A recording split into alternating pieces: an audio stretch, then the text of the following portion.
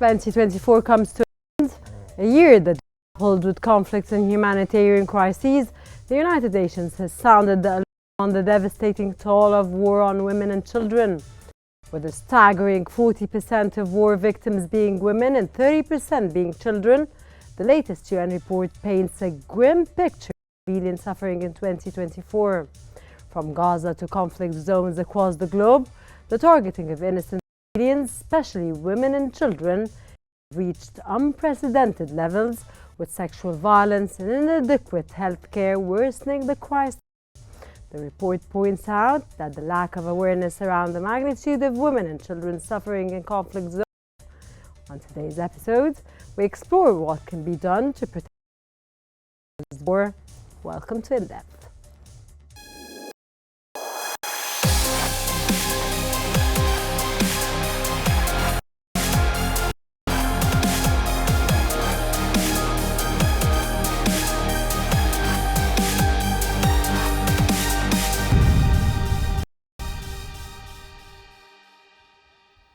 The world has seen an alarming rise in the number of women and children killed in armed conflicts, and unfortunately the 2024 report is expected to be just as grim. According to the latest annual report by the Office of the UN Secretary General on the Protection of Civilians in War Zones, the suffering of women in war-torn regions has reached new heights. The report revealed that 40% of civilians killed in conflicts last year were women, doubling figures in 2022. Moreover, the number of children killed tripled, with 30% of civilians' deaths being young lives lost to the violence.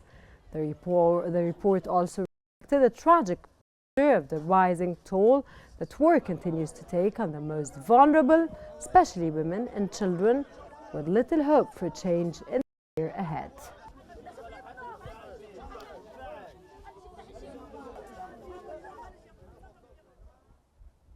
In addition, UN Women contributed to reports on women, peace and security, which highlighted the alarming figures regarding female mortality in conflict zones.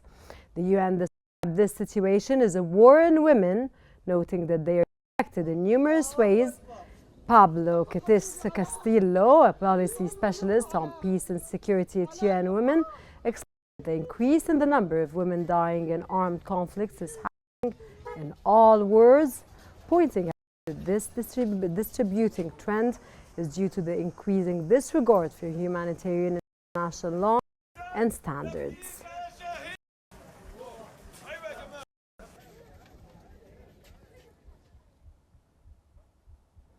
The United Nations Human Rights Office has revealed devastating statistics from the ongoing war in Gaza, where are women and children. The UN Human Rights Office condemned these deaths as part of a broader systematic violation of international humanitarian law. In 2023, the number of women killed in armed conflicts doubled compared to the previous year and now make up 40% of all casualties, while cases of sexual violence linked to conflict increased by 50%. In addition, women in war zones are increasingly suffering restricted access to health care, the report reported. For example, every day 500 women and girls in conflict-affected countries die of complications related to pregnancy and childbirth. 17 million people, including millions of internally displaced people, already required humanitarian assistance. And since the 28th of November, more than 1 million people, mostly women and children, have been displaced across Idlib, Aleppo, Hama and Homs. Some have reportedly begun returning. And to explore this issue further, we are joined from Beirut by Najat Aoun Saliba, a member of the Lebanese parliament, and from occupied Jerusalem, we are joined by Ratiba El-Nasra, a member of the Palestinian National Action Committee. We are very welcome to Qnews, our both guests. And we start off with Snatcha. The United Nations reveals that 40% of war victims are women and 30% Or where are the main factors driving the disproportionate impact on women and children in armed conflicts, especially in areas like Gaza? Actually, we are facing like 14 months of this attack or genocide against people in Gaza, and this immoral army, the Israeli army, didn't respect any kind of constitution of human rights or any ethic things about who will and he will kill. That means that he will kill anyone in front of him, no matter if they are elder, if they are children, or nor if they are a woman. This affected the people in Gaza, especially the women, because they are not just murdered, but even if their husbands or their relatives, the men, are killed, they will suffer more and more for lack of security, for lack of food or aids, resources, shelter. They will suffer like a double because of the situation as in and because of the society around them, and they is now with a husband or a support.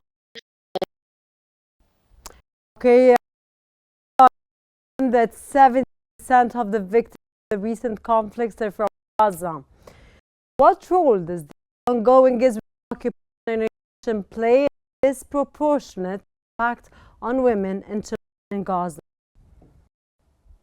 Good afternoon for you and the listeners as well, and thank you for inviting me. It's our utmost pleasure, Mrs. Saliba. It is really common for women and children to be the most affected in the conflict zone. But what we have seen in Gaza has far gone beyond anyone's expectation. We see that Israel bombarded shelters where only women and children were inside, and to be also to see Israel bombarding hospitals and schools. This has really gone beyond anyone's belief, or any human body and a human being can tolerate or imagine. Having said that, it's very, very important to also shed the light on the survivors as well. Not only people who were killed innocently in this atrocity, there are also the people who survived this atrocity. They are living in very, very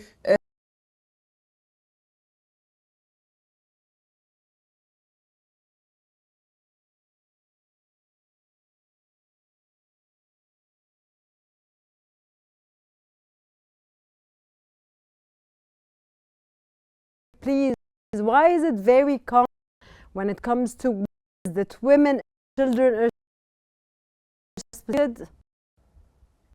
They are probably targeted per se, but they are basically consequences of a mass killing that really put pressure on the society to nation. So yes, exactly, they target because they want to really force mass displacement or force, and the casualties are mainly women because they would be like in shelters where they think that they are in. But when there is a violence executed by an enemy like Israel, really don't care about really saving human lives, children, and mother and sisters and wives. This is dangerous and extremely not acceptable to see that Israel has bombarded those people who really with the war, the combatants who are at the front line of the war, of who can protect themselves, whereas they bombard innocent shelters, when people do really do not have a place to go except for shelters. That's a huge percentage of these vulnerable and innocent lives and in the unacceptable wars and these violence that have been executed against Gazans and against many other people like Sudan, and sometimes also in instance against Sudanese people who have been really in hospitals or in shelters, and they had nothing to do with the war. That's the first link, and now we move on again to the report also highlights the worsening situation for women in Gaza, where medical facilities are overwhelmed and basic supplies very scarce. How do these conditions directly contribute to increased female mortality rate in conflict zones? Actually, with the lack of any kind of health care, actually not just the marital health or for the woman, many get birth, or more than 60,000 women get birth in Gaza without any medical care, as well as the same number of those women got pregnant without any medical care as well. And many of them, they lose their pregnancy and deport because of the stress, because of the continuous transfer from one place,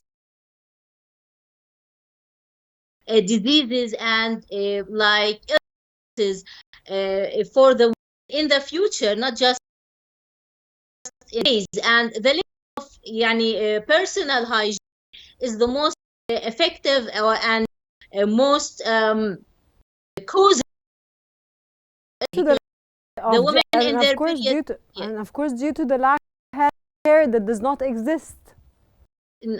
It's not this, but even more than that, we are talking about personal hygiene. In the monthly period for women, for example, there's no enough bathrooms too, and time even in themselves. There's no clean water to get bath or clean themselves, and this causes a lot of cases for those women and infections for them, and affected the fertility in the future for those women as well. We are talking about a parallel issue, one about the lack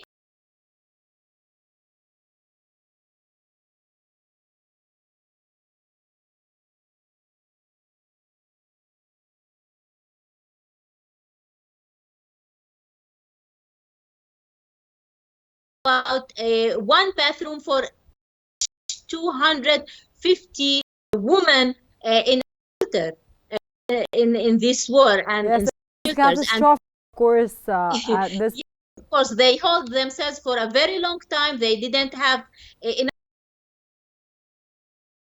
and the lack of water is the second issue as well.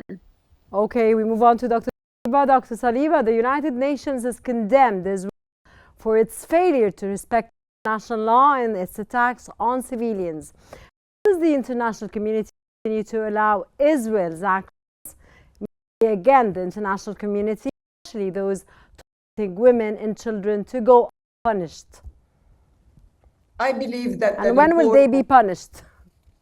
Yes, I believe that the report has spoken with the numbers that are so high, showing how much the atrocity of the enemy has done to the population, including the most vulnerable women and children.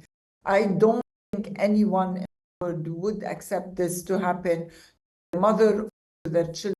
Let's imagine together how a family can live on the sand in a shelter where they don't have water, and there is the sea water, the saline water, in order for them to accommodate to their needs on a daily basis.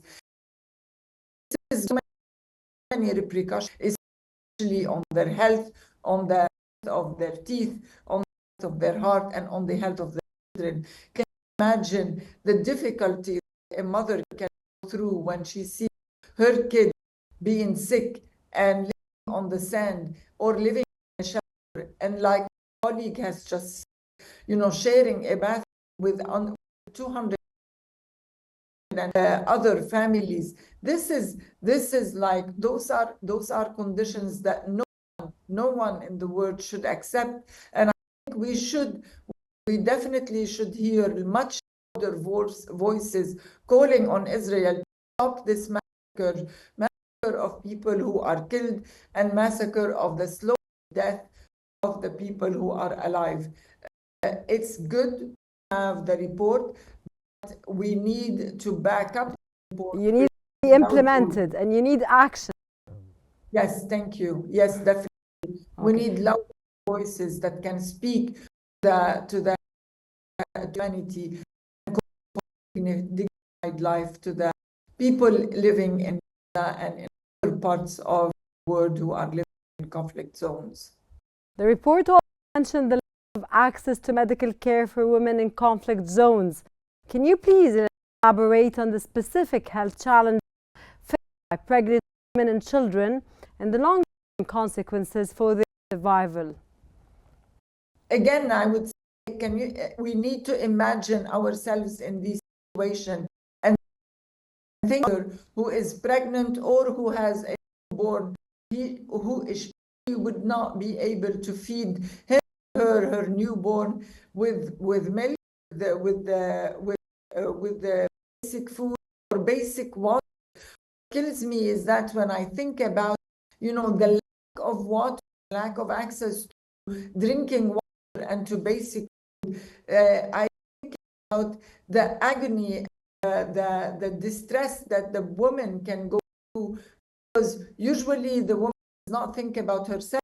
She thinks about kids and the well-being of her kids, and this is going to make this is going to cause a lot of consequences on the well-being and the mental state of the woman, as well as the mental state of the child, because children also feel whether their mother is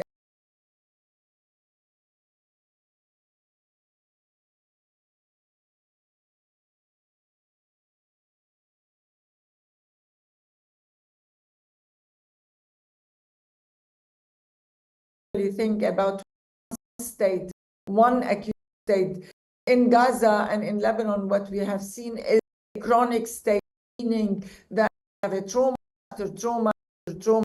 People or children are born in a state of trauma and they continue their lives in the same state. No book has ever tackled thinking about it from this point of view, where people are not facing one trauma, they are really living a life of trauma, and it has different consequences, needs a different approach when we tackle this problem, and we call on all the Mr. Dr. Saliba, we tackle this problem, but I have to move on to how does increasing regard for international law and humanitarian standards raise the risk of harming the most vulnerable, like women and children? Today, we don't believe in the international, because it seems that the international committee and these laws are unuseful in our case as Palestinians. They're not implemented. They don't implement any kind of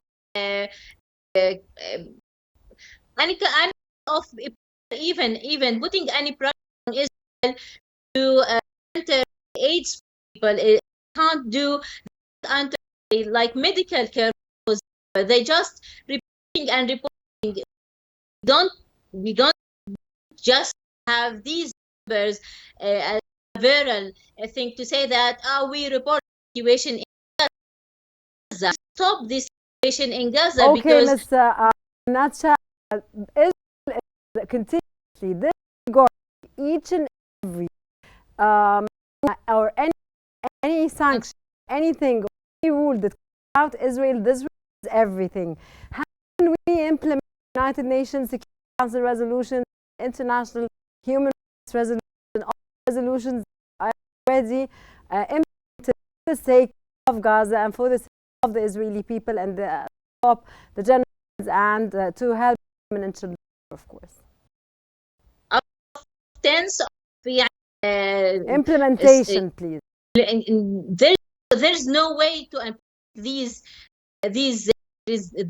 things So except if we have like a revolution and we change this international community. I think that they are useless now.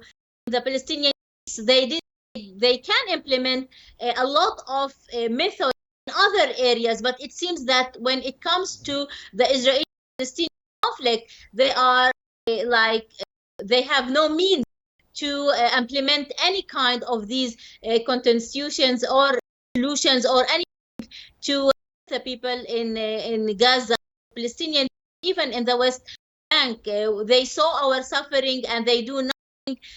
Now they didn't put any pressure in Israel. They didn't stop exporting military weapons to Israel to stop using them to genocide our people and kill our people. They didn't put any pressure to open the border points between Gaza and Israel and to enter aids for people. They are just putting some reports and taking some decisions, but they didn't have any means to implement these decisions on reality, to put real pressure on Israel or punish Israel for this paying for the International Committee, if they are if they have this real to stop what is happening here in Palestine. Dr. Liba, the United Nations mentions that women in conflict zones face enormous challenges, including a lack of access to basic health care. This is the really in Palestinian women, especially during pregnancy and childbirth. I concur with my colleague that really we have a huge frustration from the part of Israel. We all are frustrated, Dr. Saliba. We're really frustrated about all the ongoings that take place in Gaza and on and everywhere, of course.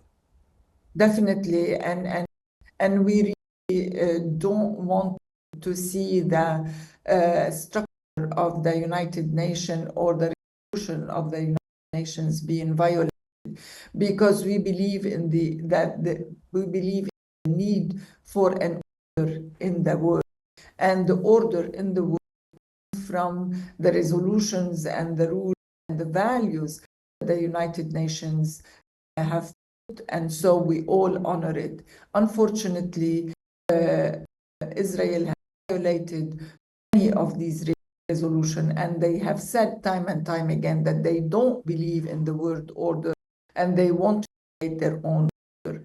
We will continue to call on humanity to really put the values and the principle of the United Nations as a guidance in order for us to put pressure on Israel to stop the massacre. And I insist that even the people who are living in Gaza now are facing a slow massacre because they lack basic needs of water, food, and health. It's not enough to put reports.